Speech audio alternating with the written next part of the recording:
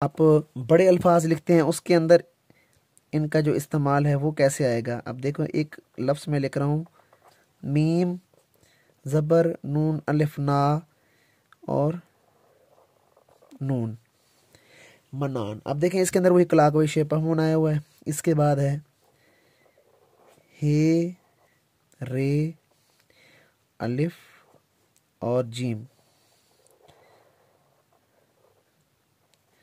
हराज। ठीक है, अब इसके अंदर भी clockwise anti clockwise shape of moon आया हुआ है। ये दोनों लफ्ज़ गौर से देखिए। अब एक और लफ्ज़ है मीम नून और ते, मिन्नत या मन्नत। इसके अंदर देखें शेप ऑफ बोट आया हुआ है। अब इस तरह के अल्फाज अगर आप लोग clock wise shape of moon, anti clock wise shape of moon और शेप ऑफ बोट ठीक कर लेते हैं सिर्फ, तो खत नस्तलीक के अंदर अच्छा खासा फर्क पड़ जाता है।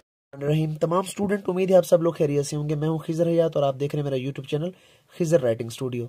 देखें हमने लास्ट जो लेक्चर पढ़ा था उसमें शेप ऑफ मून, ये क्लॉक वाइज जो शेप ऑफ मून है, इनसे देखें नून भी बनता था, लाम भी, काफ भी, सीन भी और स्वाद भी। ये जो 4-5 हरूफ आपके सामने नजर आ रहे हैं ये clock wise shape of moon से बनते थे।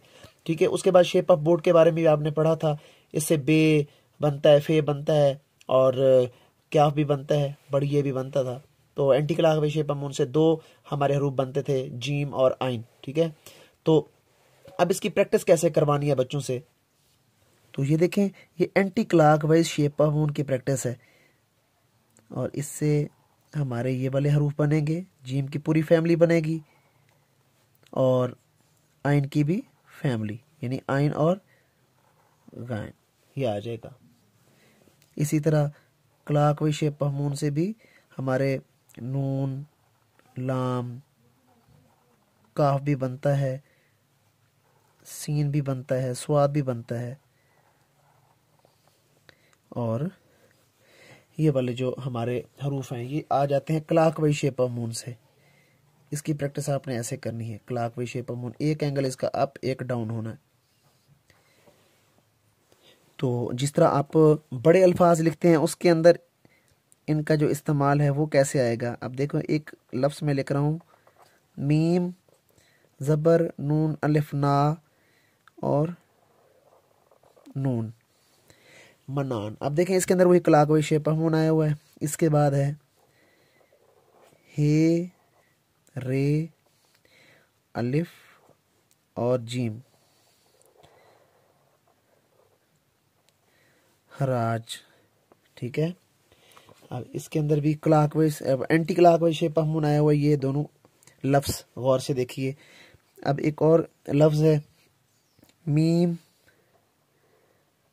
नून और ते, मिन्नत या मन्नत।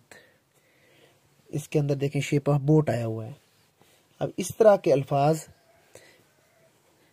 अगर आप लोग clock wise shape of moon, anti clock wise shape of moon और शेप ऑफ बोट ठीक कर लेते हैं सिर्फ, तो खत नस्तलीक के अंदर अच्छा खासा फर्क पड़ जाता है आपके अल्फाज के अंदर, उनकी खूबसूरती के अगर देखा जाए तो काफ़ी फ़र्क पड़ जाता है। उसके बाद आ जाते हैं कुछ हमारे पास दाल और रे से बनने वाले।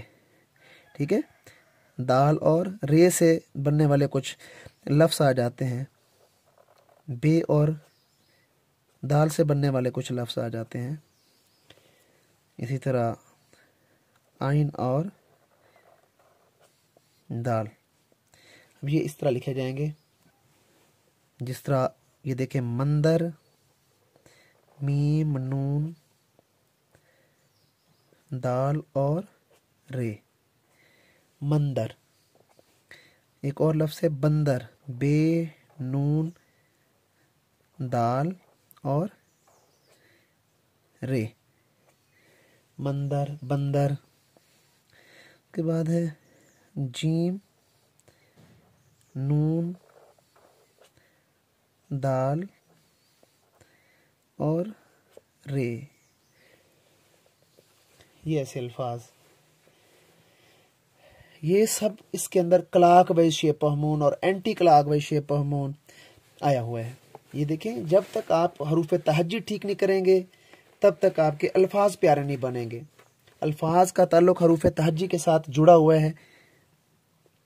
बे के साथ बनने वाले अल्फाज को देखिए, सीन और बे, या सीन और ते, आइन और बे, ऐसे ही हे और बे, हब, इसी तरह फे और ते, फत। इसके अंदर शेप ऑफ बोट आ रहा है। ऊपर वाले के अंदर shape of moon, shape of boat, clockwise और anti clock wise shape of moon. और दाल, मैंने आपको कहा था जब भी ये किसी से अटैच होता है तो नीचे ये जगह भी छोड़ता है और ये तिरछा लिखा जाता है। जब एक और लफ्ज़ होता है हमेशा। अब इसके अंदर शोशों को आपने गौर से देखना है। अब ये हे की स्लाइड है, उसके बाद ये मीम की स्लाइड है, और ये ऊपर जो जा रहा है इसको शोशा बोलते हैं, ये वाला। अब इसके साथ 1 2 3 और ये चौथा जो दंदाना है ये हे का होगा। हे, ये, अब ये जो है ये शोशा ये के नुक्तों को रिप्रेजेंट कर रहा है। शीन के 3 दंदाने और एक दंदाना आ गया हे का। इसी तरह पेशा, पे, और ये जो ऊपर डंडी सी निकाली है ये शोशा है। 1 2 3 और ये 4। इस तरह जब आप लोग लिखते हैं ये पे के और ये शोशा ये के नुक्तों को और शीन के 3 दंदाने, ये ऐसे लिखा जाएगा। बाकी अक्सर बच्चे सीड ऑफ एप्पल का इस्तेमाल बहुत गलत तरीके से करते हैं। सीड ऑफ एप्पल के बारे में उस दिन भी मैंने आपको बताया था कि सीड ऑफ एप्पल की प्रैक्टिस जो है वो आपने इस तरह करनी है। ये देखें, डॉट बेशक आप लगाएं ये अंडे की तरह, यानी कि पड़ा हो, इसको खड़ा नहीं करना। ये बहुत ही अहम तख्ती है सीड ऑफ एप्पल के। इससे 2 चश्मे है भी बनता है। यहाँ पे देखें ये तोय बना हुआ है, ये भी सीड ऑफ एप्पल से बना हुआ है। यहाँ पे 1 सीड ऑफ एप्पल, इसको थोड़ा सा आगे करके another seed of apple जब आप लगाते हैं तो 2 चश्मी है बन जाता है। इसी तरह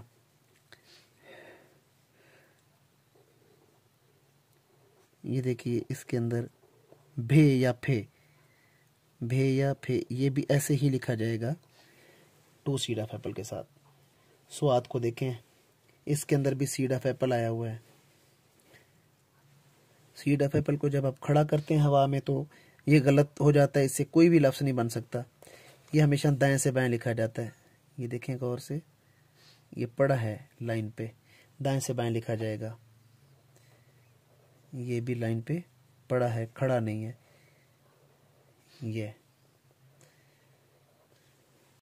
तो उम्मीद है आज का सेशन आपको अच्छा लगा होगा। मेरे चैनल को लाजमी सब्सक्राइब करना है। जो पेरेंट्स अपने छोटे बच्चों की राइटिंग को लेकर परेशान है वो लाजमी मेरा चैनल पे जो व्हाट्सएप नंबर है यहाँ से रब्ता करें और बहुत मुनासिब फीस में ऑनलाइन क्लास का हिस्सा बन सकते हैं आप। इंशाल्लाह बहुत जल्द आपके बच्चों की राइटिंग में इम्प्रूवमेंट लाऊंगा। तो अपना ढेर सारा ख्याल रखना है। नेक्स्ट वीडियो में आपसे मुलाकात होती है। खुदा हाफिज़।